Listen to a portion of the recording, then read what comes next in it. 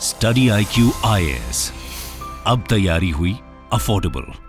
नमस्कार दोस्तों, क्या आपको पता है कि अभी रिसेंटली अफ्रीका के एक देश के अंदर तख्ता पलट हुआ है। मैं बात कर रहा हूं अफ्रीका के अंदर, अगर आप ये देखोगे जो सहेल रीजन के अंदर आता है, मैं आपको वीडियो में बताऊंगा सहेल रीजन वगैरह क्या है। ये है नाइजर। अब नाइजर में क्या हुआ है, एक बड़ा तख्ता पलट हुआ है जिसकी वजह से भारतीय जो वहां पर थे वो फंसे हुए थे। इसको देखते हुए फ्रांस ने इवैक्यूएट किया है अपने सिटीजन्स को, क्योंकि मैं आपको बता दूं नाइजर जो है, ये जो देश आप देख रहे हो, ये पहले फ्रांस की कॉलोनी हुआ करती थी। तो फ्रांस के कई सारे नागरिक अभी भी नाइजर में रहते हैं, उनको इवैक्यूएट किया गया और इसके साथ साथ भारतीयों को भी इवैक्यूएट किया गया है। तो इसके बारे में हम डिटेल से जानेंगे और साथ ही साथ एग्जैक्टली हो क्या रहा है यहां पर, अभी भी शायद लोगों को पता नहीं होगा, वो मैं आपको अच्छे से डिटेल में बताऊंगा इस वीडियो में। चलिए आगे बढ़ते हैं, लेकिन उससे पहले ध्यान रखिएगा, आप में से जितने भी लोग यूपीएससी 2024 की प्रिपरेशन कर रहे हैं, तो आप हमारे 3 लाइव बैचेस जो स्टार्ट हो रहे हैं उसमें से चूज कर सकते हैं। प्योर इंग्लिश, प्योर हिंदी या फिर इंग्लिश बैच, जिसके अंदर प्रीलिम से लेकर इंटरव्यू तक की पूरी तैयारी कराई जाती है।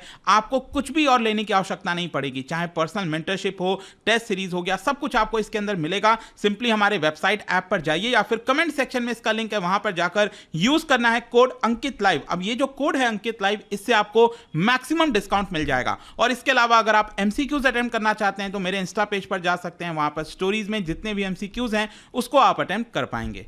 तो चलिए शुरुआत करते हैं और सबसे पहले तो ये देखते हैं कि एग्जैक्टली हुआ क्या है। देखिए, जैसा कि मैं आपको बता रहा था, नाइजर के अंदर तख्ता पलट हुआ है, उसके बारे में हम बाद में चर्चा करेंगे। लेकिन इसकी वजह से क्या हुआ है, वहां पर बहुत सारे जो विदेशी नागरिक हैं वो फंसे हुए थे। इसको देखते हुए फ्रांस की सरकार ने लगभग 1000 के आसपास लोगों को फ्लाइट के माध्यम से वहां से इवैक्यूएट किया है। और जाहिर सी बात है, वहां पर इंडियन नेशनल्स भी देखने को मिलते हैं। और आप देख सकते हो जो फ्रेंच एम्बेसडर टू इंडिया हैं, उन्होंने बताया कि लगभग 992 पीपल को इवैक्यूएट किया गया है, जिसमें से 560 फ्रेंच नेशनल हैं और बाकी के अलग देशों के नागरिक हैं, जिसमें भारतीय नागरिक भी देखने को मिलता है। ये आप देख पाओगे यहां पर अभी तक लगभग 4 फ्लाइट्स के माध्यम से जो नेशनल्स हैं उनको इवैक्यूएट किया गया, और जो 5वां फ्लाइट था वो आज ही आई थिंक शायद ये भी वहां से इवैक्यूएट किया जा रहा है। यहां पर आप देख सकते हैं, आप बताया जा रहा है कि नाइजर के अंदर इस समय लगभग 250 के आसपास और इंडियंस हैं।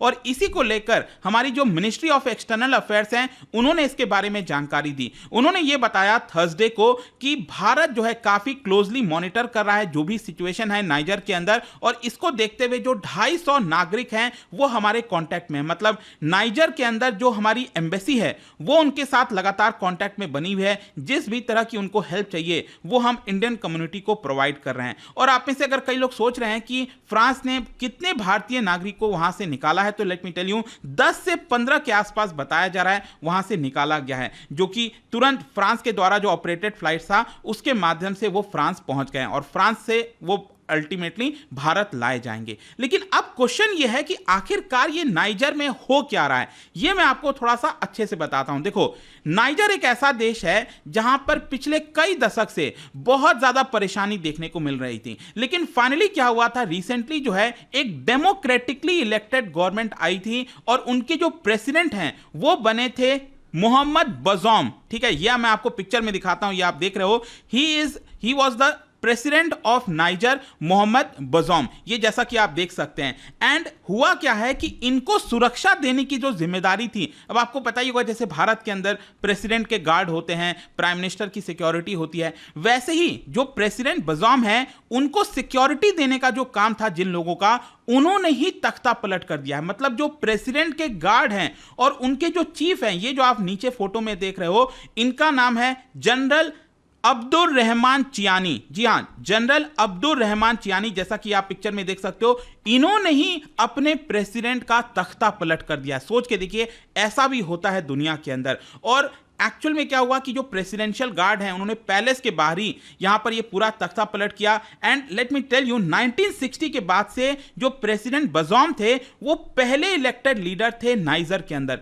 तो ऐसा लग रहा था कि नाइजर के अंदर धीरे धीरे अब सिचुएशन आगे चलकर आगे आने वाले वर्षों में चीजें ठीक होती जाएंगी, लेकिन जिस तरह का सिचुएशन अभी वापस से हुआ है, ये वापस से पूरा जो देश है वो ट्रबल में आ चुका है। वैसे मैं आपको बता दूं, ये जो नाइजर है ना, ये आता है बेसिकली सहेल रीजन के अंदर। ये सहेल रीजन क्या है? बेसिकली अगर आप देखोगे आपको पता होगा ऊपर सहारा डेजर्ट है, जैसा कि आपको पता है, ठीक है, एक काफी बड़ा, सबसे बड़ा डेजर्ट है दुनिया का सहारा डेजर्ट, उसी से सटा हुआ है ये Sahel region, semi arid region, arid region कह सकते हैं आप, जो कि अटलांटिक ओशन से लेकर, ये आपको पता है ना, अफ्रीका का जो वेस्टर्न साइड है यहां पर अटलांटिक ओशन है, अटलांटिक ओशन से लेकर जो रेड सी है, ये आप देख सकते हो, यहां पर जितने भी देश आते हैं उनको हम कहते हैं सहेल रीजन, ठीक है।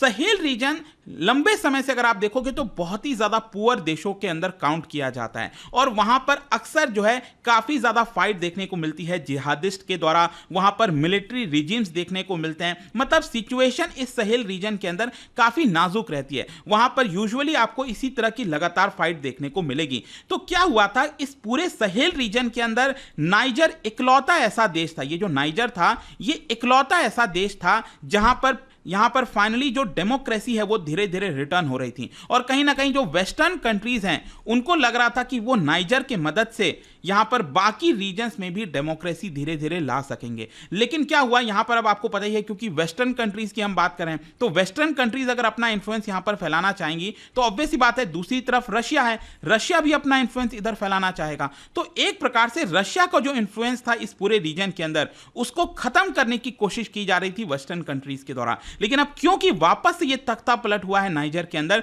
इसकी वजह से वेस्टर्न कंट्रीज को एक बड़ा झटका आप कह सकते हैं। लेकिन क्वेश्चन यहां पर आपके मन में आना चाहिए कि आखिरकार ये तख्ता पलट हुआ क्यों, मतलब कि ये जो जनरल अब्दुल रहमान चियानी है उनका क्या कहना है, उन्होंने रीजन क्या दिया है इस तख्ता पलट का। देखो यहां पर क्या है ना कि जैसा कि मैं आपको बता रहा था, इस पूरे रीजन में लगातार इस्लामिस्ट जो लोग हैं, ग्रुप्स हैं, वो वायलेंस क्रिएट करते रहते हैं, और स्पेशली अगर आप देखोगे यहां पर ट्राई रीजन है, दैट इज माली, नाइजर और बुर्किना फासो, ये जो तीन देशों का ये जो पूरा ट्राई रीजन है, स्पेशली यहां पर लगातार फाइट चलती रहती है।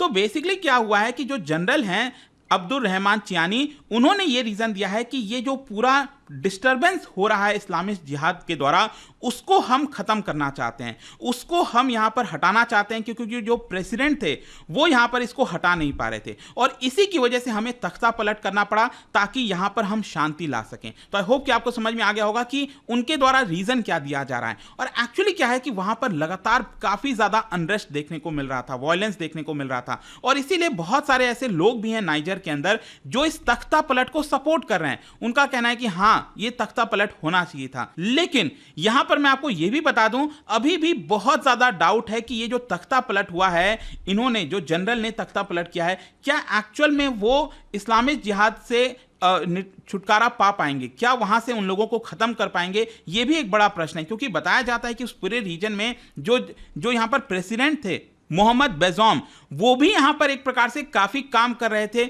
उनको खत्म करने के लिए कोशिश कर रहे थे। लेकिन क्या जो नए अभी राष्ट्रपति बने हैं, अपने आप को डिक्लेयर किए हैं, क्या वो इस चीज को कर पाएंगे, ये अभी समय बताएगा, और इसको लेकर काफी ज्यादा डाउट है। फिर इसके साथ साथ एक और इंटरेस्टिंग चीज मैं आपको बताता हूं, वहां पर क्या हो रहा है उस पूरे रीजन के अंदर, क्लाइमेट चेंज की वजह से भी बहुत ज्यादा इंपैक्ट आ रहा है। जैसा कि मैंने आपको बताया था यहां पर सहारा डेजर्ट है, तो सहारा डेजर्ट धीरे धीरे फैलता जा रहा है, और ये जो सहेल रीजन है यहां पर तेजी से फैल रहा है। इनफैक्ट मैं आपको बता दूं, जो रिपोर्ट सामने आई है उसमें बताया जा रहा है कि इस पूरे सहेल रीजन में सबसे ज्यादा तेजी से टेम्परेचर राइज हो रहा है। पूरे दुनिया के अंदर अगर आप देखोगे कहीं पर टेम्परेचर सबसे ज्यादा राइज हो रहा है तो इस सहेल रीजन के अंदर हो रहा है। तो इसी की वजह से वहां पर भूखमरी और इस तरह के काफी ज्यादा गंभीर हालात देखने को मिलते हैं। अब क्वेश्चन यह है कि इसकी वजह से इंटरनेशनल रिएक्शंस क्या आया है। देखो इंटरनेशनली अगर आप देखोगे, मैंने आपको पहले ही बोला ये फ्रांस की कॉलोनी हुआ करती, इनफैक्ट वहां पर ज्यादातर देश जो है वहां पर उस पूरे रीजन में फ्रांस की कॉलोनीज थे पहले, तो फ्रांस का काफी ज्यादा इंटरेस्ट वहां पर अभी भी है, बहुत सारे रिसोर्सेज वगैरह, लिथियम वगैरह,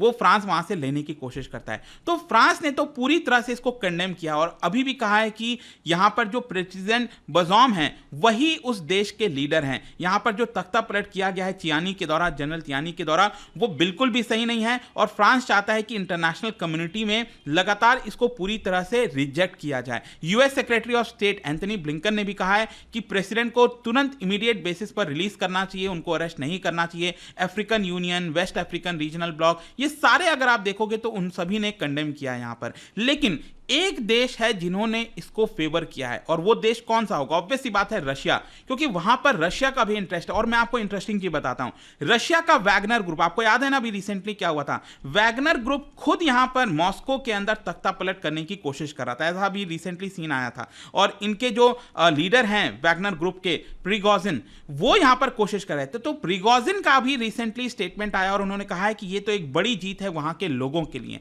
ऑल्दो अभी लगता नहीं है कि वैगनर ग्रुप ने कुछ भी तख्ता पलट यहां पर किया होगा, लेकिन ये जो तख्ता पलट हुआ है नाइजर के अंदर, इसमें आप देख सकते हो रशिया के फ्लैग को भी कई जगह पर दिखाया गया है, मतलब रशिया के झंडे को भी यहां पर ऊंचा करके सपोर्ट करने की कोशिश की गई है। तो एक प्रकार से यहां पर आप कह सकते हैं कि रशिया की जीत हो रही है उस पूरे रीजन के अंदर, और जो वेस्टर्न कंट्रीज हैं वो हार रही हैं। खैर, इसकी वजह से जो इंस्टेबिलिटी आई है उसमें से भारतीय नागरिक को निकालने के लिए फ्रांस ने मदद किया है। आई होप कि आपको सब कुछ समझ में आ गया होगा जो भी कुछ वहां पर हो रहा है। और जाने से पहले एक इंटरेस्टिंग क्वेश्चन, जो सहेल रीजन मैंने अभी आपको बताया था ऑफ सहारा डेजर्ट, आपको बताना है उनमें से इन 4 स्टेटमेंट में से कौन सा सही है अबाउट दी सहेल रीजन। इसका राइट आंसर आप सबको पता है, मेरे इंस्टाग्राम पर तो मिलेगा ही, वहां पर अगर आप नहीं हो कोई बात नहीं, टेलीग्राम से ले सकते हैं इसका सही उत्तर। मैं कई सारे जो एमसीक्यूज हैं वो यहाँ पर स्टोरीज में डालता रहता हूँ। बाकी अगर आपको पीडीएफ चाहिए तो टेलीग्राम पर आइए, अलग अलग सोशल मीडिया पर आप जुड़ पाओगे। और जैसा मैंने बताया, यूपीएससी की अगर आप तैयारी करो, just use the code Ankit live to get maximum discount, कोई भी बैच आपको लेना हो। एंड आई होप की वीडियो आपको पसंद आया होगा। मिलता हूं आपसे next time, till then thank you very much, see you soon. Study IQ IAS, अब तैयारी हुई अफोर्डेबल।